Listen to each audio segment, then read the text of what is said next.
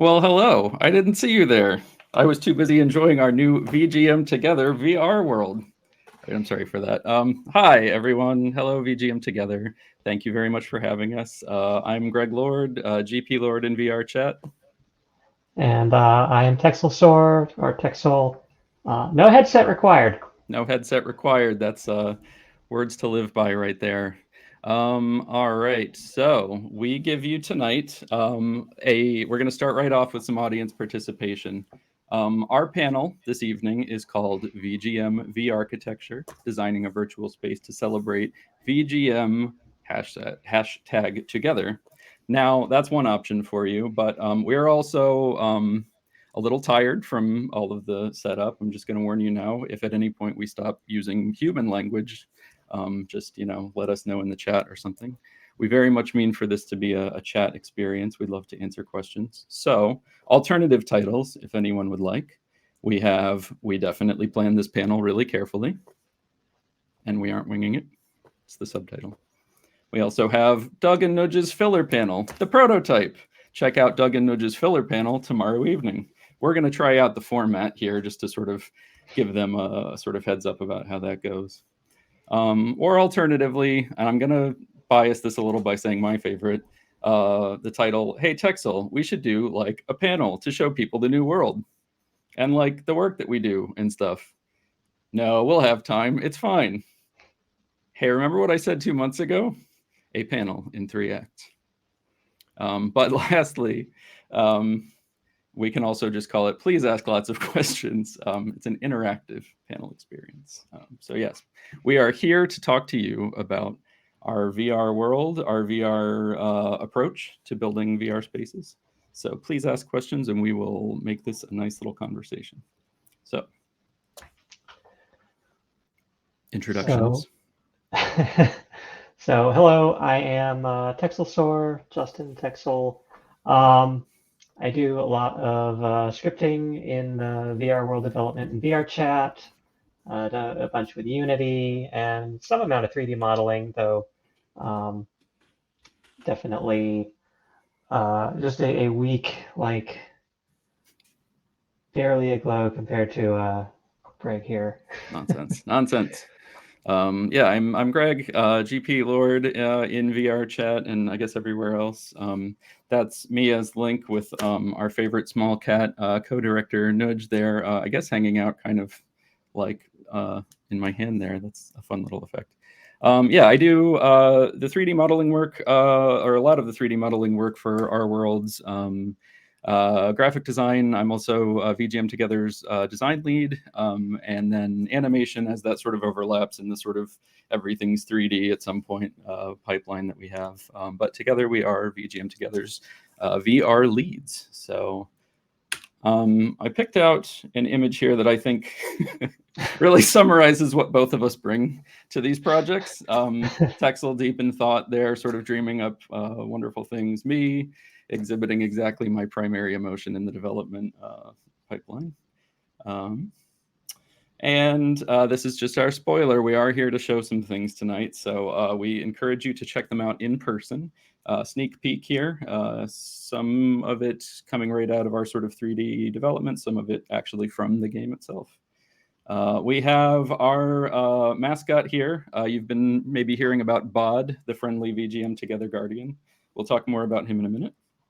Little features like our arcade, featuring arcade games like DED Revolution. D and Buttons are our two VGM Together mascots, if you haven't met them yet. And most importantly, this is all you, the masterpiece designed by Texelsor. Our new concert hall, Yeah. which is quite shrunk down from our last venue. Should be a little cozier. We will talk about the sort of design process that goes into stuff like that here. But first, our backstory. Texel and I seen here. Oh, wait. Just kidding. Backstory is a new feature for VGM Together this year. Wow, that was a graceful plug. Can you even believe it? Backstory is a VGM Together community department feature collecting our community's VGM stories. Why do we tell you about this? Because you can submit your backstory this weekend. And if you decide to submit your backstory, here's your link. You can even come see your backstory walls featured in our VR space. They look just like this. You push this little glowing button and you get to see our community members' sort of origin stories for VGM and how it impacted their lives. And if the walls aren't there, they will be very soon. Trademark. Oh, no VR headset required. See? Okay, but our actual backstory. So Texelsaur and I met through and are both staff members for MagFest. So lots of love to our Mag fam. I'm sure plenty of them overlapping strongly with our VGM Together community here. So shout out to them. But MagFest is where we both got started. So our origin here kind of goes back to, of course, like the event itself. The pandemic hit, everything started getting canceled, including MagFest. And shortly after they ran their telethon drive, the effort to try and run a virtual MagFest kicked off. And around that same time, another MagFest staffer, Leon Rash, sort of hatched a plan to try and build the MagFest venue in VRChat, like a few other groups have been doing for their events. And we all kind of got roped in one way or another. Probably didn't know quite where we all end up, but over the next few months, we worked together and learned a lot and built some version of that hotel. And we're ready to make an event out of it. We have a separate Discord that we still sort of manage some of that, our virtual harbor. You can look there. It's not the most active Discord, at least in terms of how we sort of work on other projects at once, but that is a place to find us there. And then yeah, this is the project itself. What is the Maglord? We basically rebuilt a variant of the Gaylord National Hotel, a fairly distinct version with a lot of liberty taken in its design, just to try and put the MagFest stamp on it and make something fun out of it. We built out kind of the important function spaces like concerts, panels, fun stuff, the atrium, and then gonna run an event in it, but that ended up not quite happening. And this is one of those places where when we get to presentations like these, I like to always try to point out what ends up happening, which is, as we talk about how you develop these things, there's sort of two different sides to developing a VR space. There's all of the many deeply functional, deeply technical things that go on to that go into building all of that is always like almost purely Texelsaur here and running all the magic. And then people will come through the space and we'll end up hearing like, oh, these carpets. And like it ends up feeling like a very lopsided kind of feedback. So how many carpets are you up to, Greg? There's a lot of carpets in this business, it turns out. You end up becoming kind of a textile person when maybe you didn't even intend to be. But yes, so there is our caveat there. So kind of just a quick overview of our stack here. We do all our modeling work in Blender, which is to say mostly Greg starts doing all our modeling in Blender. And once that's kind of up to a pretty good model, we export that to Unity, which is what all VRChat worlds are developed in. Do a lot of work there, deal with lighting, deal with scripting, everything to bring it to life, and then that gets uploaded to VRChat, and we all get to go hang out and have fun. True.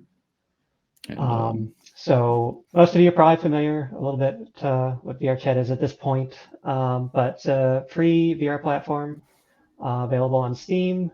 Unfortunately, you have to have a Windows PC to play it, unless you have a Quest headset. You can play that natively, but not our worlds because we didn't upload them for Quest.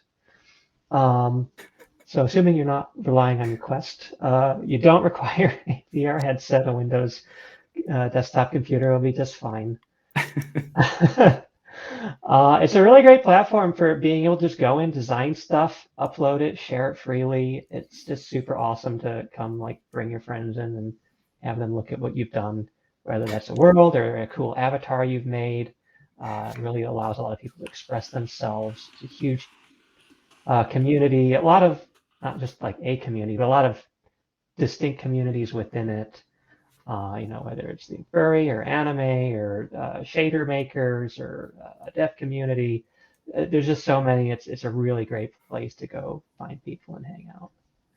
And there's kind of like a Wild West thing with VR chat that like I don't remember like who made the comparison, but it's almost like the early days of the internet when things weren't really like sort of all relegated to one particular shape yet. So the experimentation that happens there is just it's a really creative, really free form, like one world is nothing like the next and one sort of creative project is nothing like the last thing you've seen. And every time I feel like I've gotten this general sense of what VR chat is, we go check out some new thing together, and I just can't believe what people are pulling off there. So VR is in a weird spot right now where it's very young, and it's also kind of finding this weird sort of like immature maturity here. But yeah, things like the audio link panel that came a couple hours before us, we have worked on projects. Well, we'll get into that. I'll move ahead here.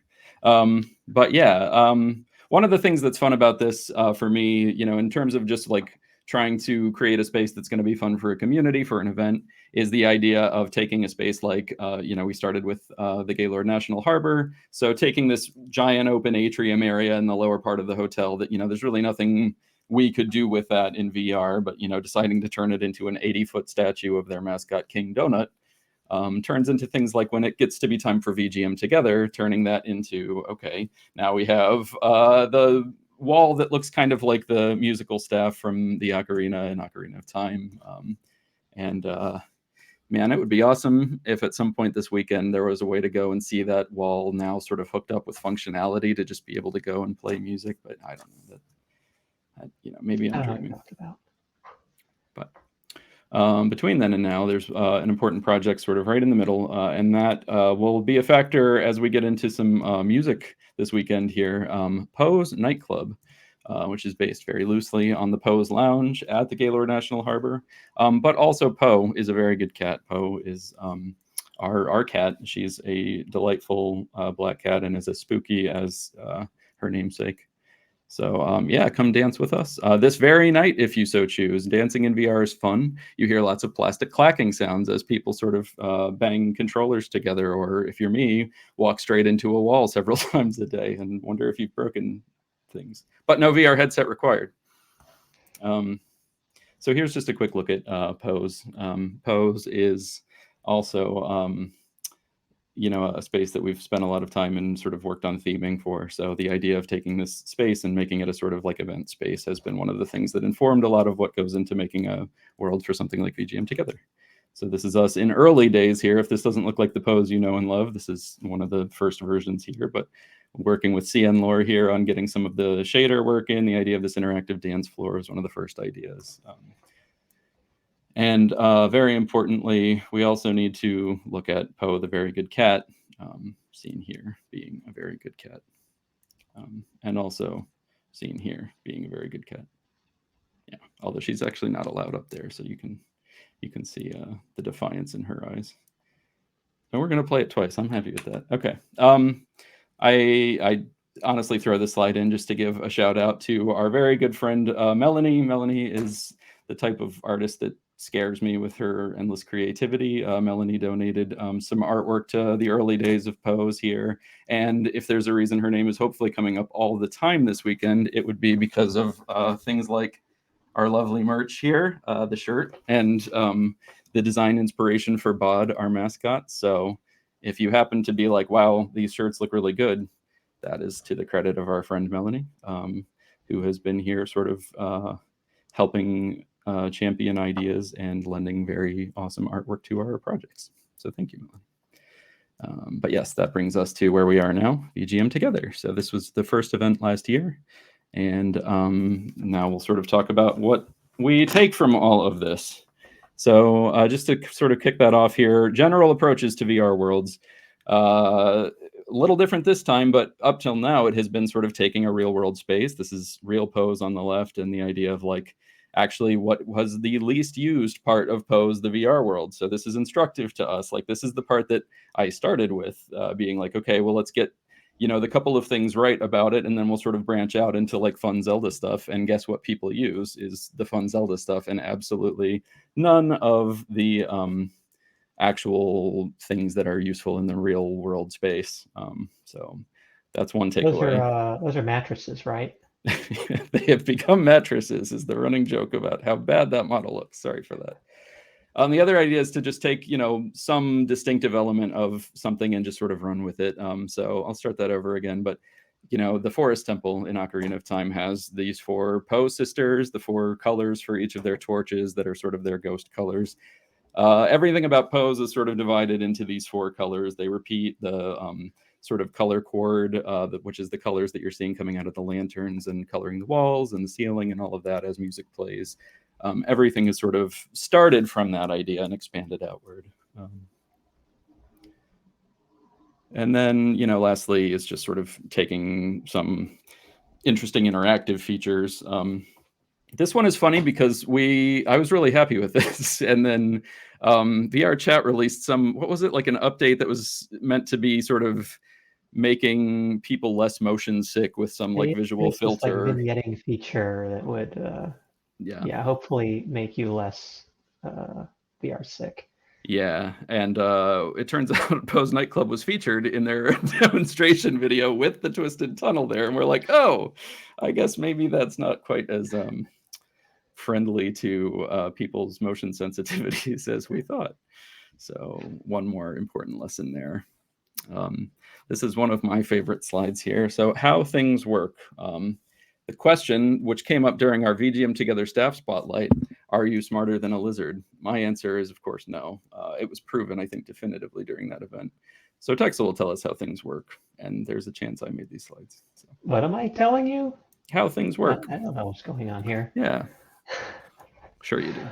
I think this is the part where I talk about technical things. There isn't a whole lot to talk about, though.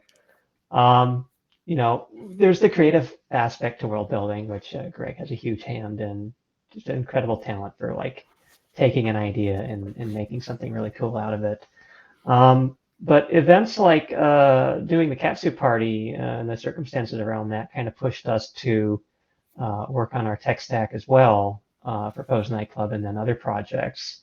And that kind of had a cascading effect all the way down through VGMT, post VGMT, me getting involved doing work with virality, dark current events, whatever. So, there's elements of that there, but all the really cool stuff I can't take any credit for because that's actually all CM Laura's work. A lot of cool shader stuff going on with the floor, audio link. I hope you all were watching the panel stream a couple hours ago for the audio link panel. Absolutely fantastic work by CM Laura and Leolu. I think if you jump to the next slide, we have a couple early examples pre-audio link where CM Laura was developing out color chord for this space before that got merged into the project. So, at the time, a lot of really cool groundbreaking stuff was happening here. It's very exciting. And it's really exciting to see what it's turned into. And if you saw that panel, it is like broken out beyond the boundaries of VRChat even. It's pretty incredible. I was making a joke in the comments there, but things like our bumpers here this weekend for VGM Together have these sort of audio reactive instruments that sort of animate. And I was joking, like if I had just thought to use Audio Link for that, it would have probably been much easier because I think I'm like retreading ground that they're doing much better than I could ever do. So the idea that that's even larger than VRChat, that's basically something that can pipeline into Unity in general, and you have this just really incredible library of things that are sort of now larger than whatever they started as, is just really, I think, a good example of what the VRChat community and sort of the things around it all sort of do creatively. But that brings us to the present. So just sort of thinking like philosophically about VR stuff here and how this stuff works. And also I meant to sort of interrupt myself here, like ask us questions, and I swear I'll try to watch chat here so that we can make this, question and answer throughout. But so yeah, sorry. Things that work well. The first of those is, I think, music, like the actual act of watching a performance space in VR chat, like seeing the actual music itself or hearing the music itself, I think is a pro. And this is Texel's domain more than mine here, but no VR headset required. Music and dance and everything is huge in VR chat. It just lends itself really well, it turns out. There's a lot of creative freedom to create cool visuals and light shows. What we were seeing in this clip here is quite primitive, very primitive compared to what people are doing now today. Huge opportunity for people, for DJs in particular, to get in and practice their art. Raves going on all over the place every weekend, every night. Super active community.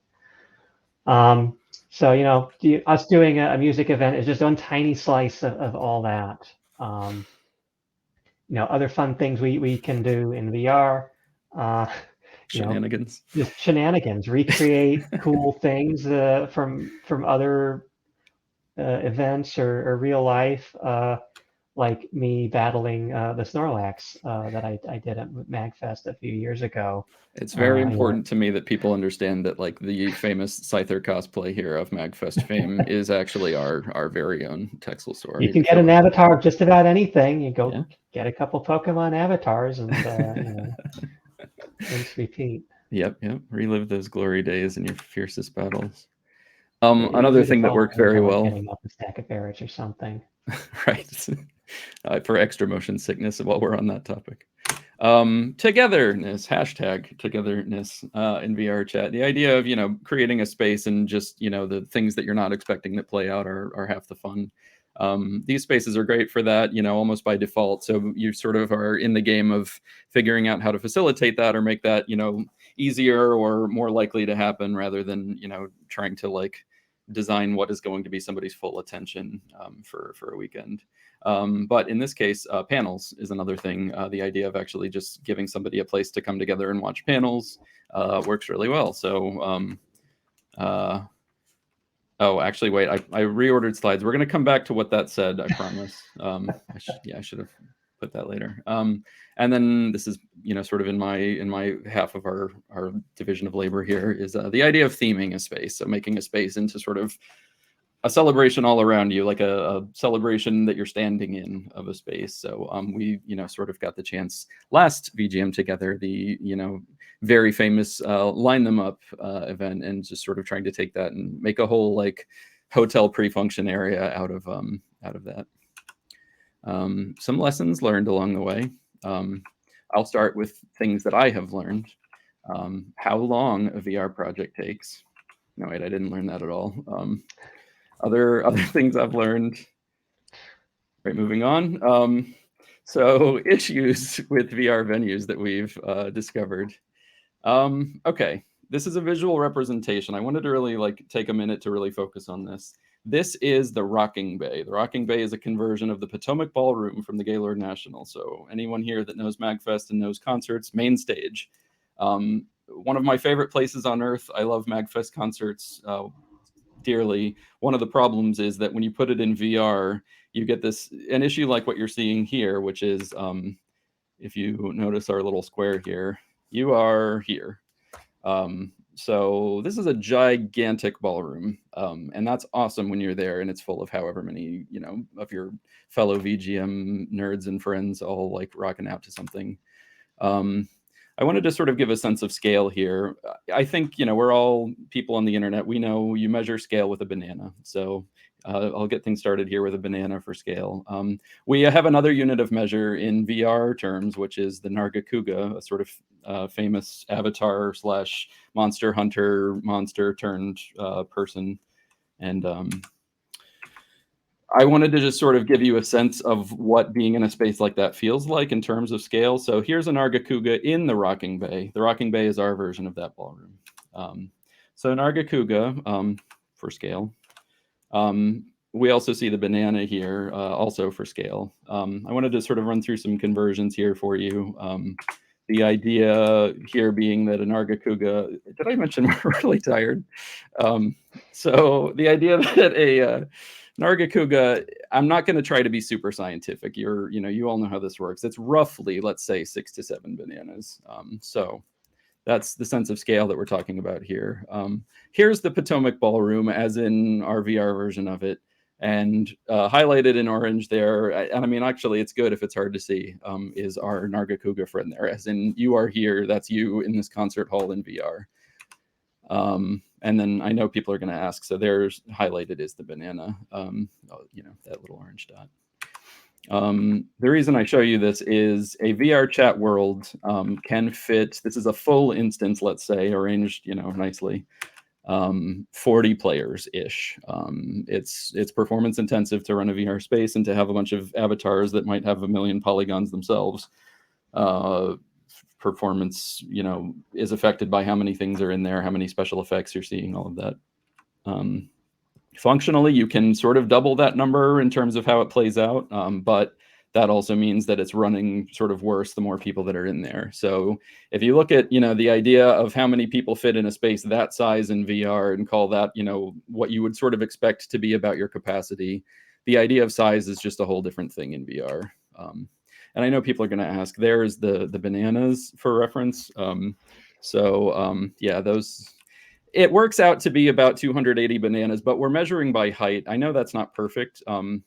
So we can measure by volume in bananas, and you can get that volume through a very simple equation, I assume.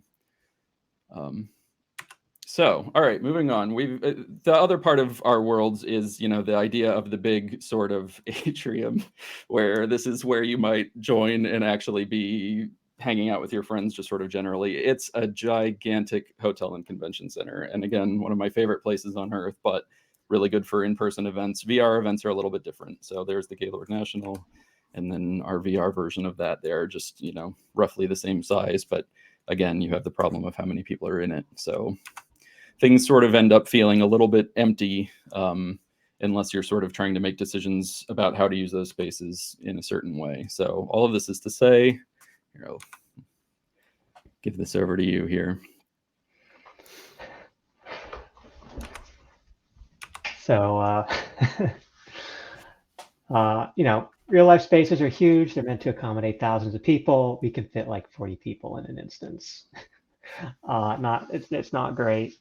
And so if we try to do one-to-one recreations like this, they just feel empty and dead. And we wanted to kind of not repeat that with this project.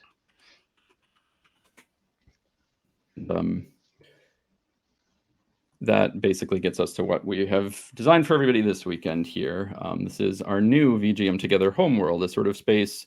Basically, all of this is, what 2 years of trying to build spaces like these and do events like these has sort of turned into. So hype, new world, let's go, come on, all that stuff that enthusiastic people say. I'm tired.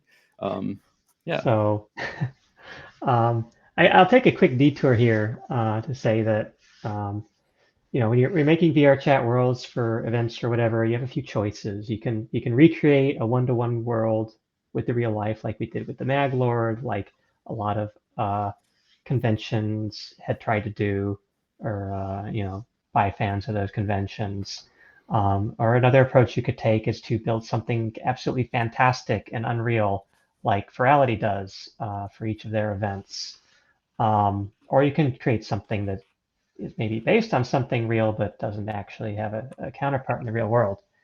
And for this project going in, I wanted something that we could build and sort of be able to reuse year to year, and not have to do a from scratch recreation each time. And so we opted to go with something a little more real. And I think another factor going into that is if you go like hang out in VR chat with your friends or whatever, it's really cool to go explore these fantastic worlds. But ultimately, what happens is you end up just kind of like later on going and hanging out in like the recreation of someone's house for hours. So that's the cozy thing that everybody kind of gravitates to. Yeah, and like is Um, conducive to the number of people that are likely to really be there. Yeah. So, I went in with the concept of we're going to create a dedicated space. We're going to make it a lot smaller than what we were used to and try to, right fit all of the spaces for our event. And then, creatively, I kind of have had this fascination with abandoned factory mill type conversion architecture. And so that was sort of a guiding principle with what we built here, with the idea that we would then take that base and theme it heavily around our event, theme it heavily around our event theme like Zelda, which we ended up being a little short on time to really go ham with that. But that's where we wanted to go with it. I think the idea is, yeah, that sort of like front loading that, like, this might be the world where the bulk of the time is just building the sort of architecture of it and knowing that you're sort of in a like just moved in kind of state, so that that theming pass can be the entire VR team workload and a future event, and be the sort of thing that gets your full attention, and little optimizations along the way and all of that. But like that theming is sort of the phase 2 of a phase 1 like this, I think. But yeah, I want to pause before he even talks about this and just really make sure that Texel Sort receives full credit for what you're seeing here, because I really have spent a lot of time in VR spaces in the last couple of years, and a lot of them were dedicated to music, a lot of them were dedicated to cool visuals, and like this I really think is not only one of the most real seeming, not that that's even like the metric for what makes VR cool, but like it is cool when you see it, and atmospheric and just a beautiful thing to stand under and watch. And yeah, that's 100% him. I don't think I touched a pixel of any of this. So yeah. I took assets and dropped them down. There's Okay, I modeled the trusses like way back, but all the lighting stuff, that's from the VRSL project. That's Audio Link, the big community maintained project. VRSL is run by another person uh, managing that whole realm of creative world design, and has just helped enable everyone to make richer worlds. So I was able to grab all that and relatively quickly put together a kind of neat stage that maybe looks like something you would find in a smaller concert venue. So you can go check that out at any time. and we sort of Um, had fun conversations about like real life venues that were sort of inspiring. And one of the things that was in my head was all of the sort of really good like rock clubs and like little small venues that are sort of intimate, and like the brick and the wood, and just really sort of like tiny and dark, and how good that is for like a live show. And like realizing that I think we've been to very different concerts over the course of our lives, and like trying to meet in the middle of a bunch of really good ideas for like what fits something sort of catch all, like a I weekend want to of. point out that Greg says he had nothing to do with this, but he did have a hand in sort of the design direction um, of like making it, picking dark materials and things that are common in concert venues, or at least ones that he's been to. I have never been in a club in real life, but I have been in a bunch of VR ones, and I've been like sort of designing VR ones, and I probably have no business doing that. So some insight from Greg and others is certainly helpful. So Um, please but make sure the that main you thing for check me out designing concerts this here. is we needed something way, way smaller than Potomac Ballroom. And so that gets Um, us to and size that takes us reference. to this next slide. This is a snapshot of a variant of Chemo Club that was in use during JMOF 2021, I believe, just after the new year. And you'll notice that it's kind of a compact venue. And it's, you know, it's like a long rectangle. It's got a little bit of a balcony thing going on. But, despite the limits of how many people we can squeeze in VR chat, it actually looks kind of jumping with activity. Um, that can be a hit and miss depending on the club and the group of people there. This can end up being like too noisy. But when I was there at the time, it felt like it had really good energy, and I was hoping that we could try and get closer to capturing that with a space that's a lot smaller and kind of cozier. And so this is, a sort of standing at the back of the room view of the space. And I like that. I think this gives a sense of the size here and that idea of actually being, I think Texel called it sort of elbow to elbow with people instead of spread out over a big sort of ballroom. But also what's happening here visually, where you're watching all of the sort of interactive lights, like picking up what's happening through the stream here. And this is a moment of that working as perfectly as it can here, catching all the different lights from the bumpers here earlier today. So that had to go in. But yeah. So other spaces, we had, our two big functional spaces really that we had to accommodate is music and panels. We have colors dedicated to them. And whereas we made big changes in our concert space, our panels room actually looks quite similar to what we had before, which was a recreation of the Cherry Blossom Ballroom. It's a little smaller because we just didn't need all that space, but we still have these big plush chairs, and we've got a little room in the back, and we've got the center screen or presentation area. We found that overall the space served its purpose well enough, and so it didn't need really big changes. And size We'd already wise, made accommodations to yeah. fill space compared to the real world by using big easy chairs instead of standard stackable ones. This is an important feature that we knew to preserve. Last year's VGM Together featured the yoga panel on one of the mornings, and the idea that the back of the room, which was empty just kind of because that's how it worked out, was a perfect space to actually do yoga along with the content. So we've made sure that for this year's version, the back of the room has what I'm going to call a dedicated yoging zone. So please, we just ask that people observe the yoging zone. If you're back there, try some yoga. It always goes well. There's no chance of serious grievous injury that can come from doing yoga in VR. I'm never not going to use this slide in anything we ever present. I promise to Texel.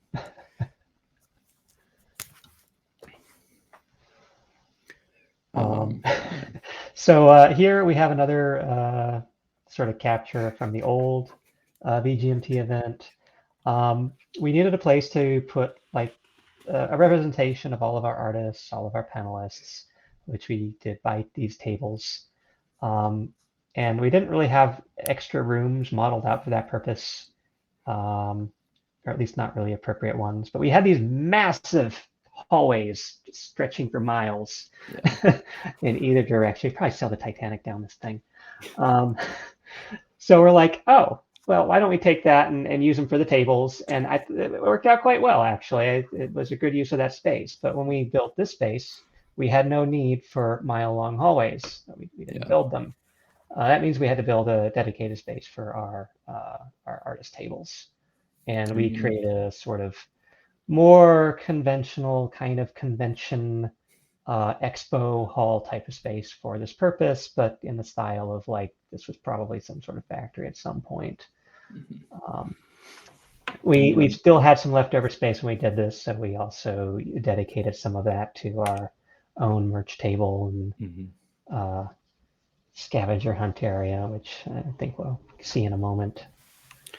I'm realizing again, I promised Texel that we didn't have too many slides to leave time for question and answer. So, just questions as you have them. I will try to keep an eye out. I know we're running low on time. But yeah, the like you said, the idea that this is the most important content of a weekend like this is just making sure that everybody is represented, that we're getting, the audience to the actual participants information here and letting people sort of know where to go to see more work from these people, how to support them with donation information or with subscribing to their content. So this room sort of being designed around the content and what we needed to do with it is an advantage to some of the things that we'd sort of had to retrofit before. This is we love you, Doug. This being used perfectly in the past. This is I don't even remember what the name of this avatar system is, but like the creepy Uncanny Valley Ready avatars. Player Me. Yeah, that's the one. Yeah, that's Doug at his own table. Moving along. Oh yeah. Another space that we felt was important was, of course, the equivalent of the atrium. It's just a great place to kind of go chill out and sort of get a sense of the scale of the event. Again, went way smaller, different design direction, but a key element that we had to take was a sort of feature spot where somebody could like go pose or perform. We had people perform in our gazebo at the last event, and so we made sure we created an equivalent space.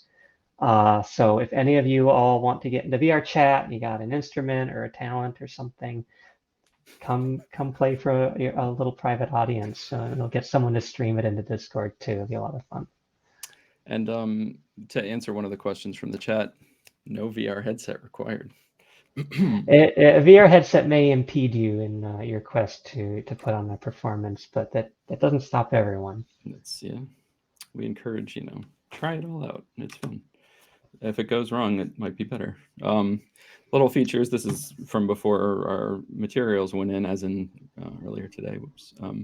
The arcade and little interactive things. This is our little DDR cabinet here with interactive little foot pads here with our dancing mascots, just to try and give people something funny to stand around and laugh at for a minute. And then this has been a big sort of part of my theme work for our world here. This whole outdoor sculpture garden that's like a retrospective and also like a just sort of, open field for theming things. I couldn't love Zelda more, and the idea that our theme was Breath of the Wild this year just really made me want to do absolutely everything I could with it. So this was... I don't have the architectural sense that Texel has. And so the idea of how to sort of be useful in the idea of like this design style architecturally, I felt like that's just not what I'm good at. So the idea of sort of like starting to put some of that in a place that's a little more just kind of like weird and, can be driven by the theme, even if it doesn't make a lot of sense, I feel like is what's easier for me. So that started to kind of become this garden here. But the idea that our friendly mascot Bod sits there at the center of it, just kind of watching and scanning around ominously, that really did it for me. And assets from our trailer, like the sort of Breath of the Wild style shrine and the little notes that our mascot jumped across for our trailer, like being able to sort of put those in and just create a happy memory out of them. It's just sort of funny to see how it goes along the way. The idea theme-wise was just basically, okay, our two mascots are a D-pad and some controller buttons. So there's the little D-pad at the center, there's the 4 buttons around the edge, and how do I make this into a sculpture garden? And the idea is that each one of these little circles is either the performer pad or the past events or the current event, sort of getting a little focus, and we can figure out how to do something else with that in the future, but it's just sort of fun to let it be open-ended. So a little before and after there for you. It's not all pretty work. There is Bod named for his eighth notes around his face, and I've been saying a lot this weekend, his name is his face. Shout outs to Melanie there again for the beautiful artwork there that became the merch shirts and also the guiding sort of principle for our 3D friend here. See also the merch area, where you can go and actually see an approximation of what the real life merch items look like. And all of it is fun. We've got multiple colors, all that good stuff. Please check it out. And then lastly here, and then we'll actually move to questions with the 9 seconds we have left, is the scavenger hunt, which is another community event this weekend.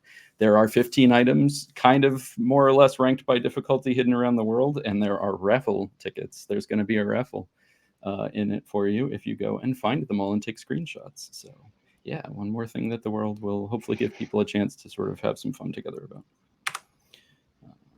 There's the little preview for that. And I made sure that animated twice just to really highlight how cool it is. Questions? We have 4 seconds. Go. But yeah, no, really, actually, and thank you for all being here, and thank you for listening. And I know we'll probably be wrapping up here in a minute, but we are around all weekend and would love to meet people, talk to people, run around this thing with people, and hopefully, yeah, it gives everybody a chance to sort of meet and have fun. Good question. What if you don't have a VR headset? I'm sorry, I don't have any clear information about that. It's not really been part of the messaging. Oh wait, no VR headset required. Will Bod be in the VODs? Bod will be in the VODs. I'm almost certain he's animated and even sort of set up to be audio reactive.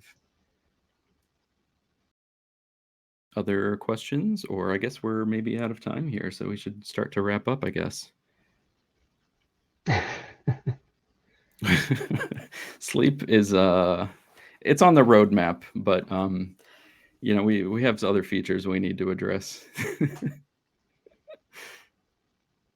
That question asked by my very, very supportive wife, Karen, who has been carrying a lot of things for us here. So thank you to you. And I'll sleep soon. Whoever scheduled the VR chat after party tonight did not believe in sleep. No. But yeah, join us tonight. That's part of the whole timing here, is that we are actually going to go in there and party together. So yeah, jump in. No VR headset required. And we are trying some stuff out that would be great for people to run through with us. And then we are also partying at Pose, and we are partying to all of the music overnight and all sorts of good stuff. I will be there.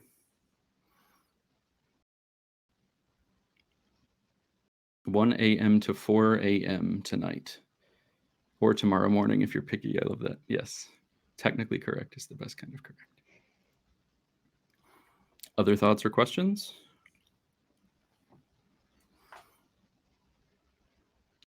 All right. I guess we'll call it there then. But thank you all for joining. I wanted to just make sure that we have properly thanked our directors, Doug and Nudge, who have been not only creatively facilitating through the whole thing, but just very awesome to work with. I think you all know and love them already. And if you don't, please know them and love them, because they're excellent. I need to answer this very important question. I got to meet Poe last weekend. Poe is a very good cat. And I've had a picture of Poe biting my wife's finger on the wall of Poe's nightclub for like a year and a half now. And I think that might paint the wrong picture of our darling, sweet kitten. But yeah. Yeah. All right, I guess we will wrap it up there, but please message us on Discord, come find us in the VR space, or come party with us tonight. We would love to hear from everybody. We'd love to meet everybody, and I hope this gives you all a chance to have some fun this weekend. So thank you so much, and I guess we will see you all in the world. Thank you all, and thank you all of our VR guides who are out there helping everyone get into the VR world. Yeah, thank you to all the VR guides. Thank you to all of our VR coworkers and VGM Together coworkers, just everybody, all of the staff, and everybody for joining us. Thank you. Bye.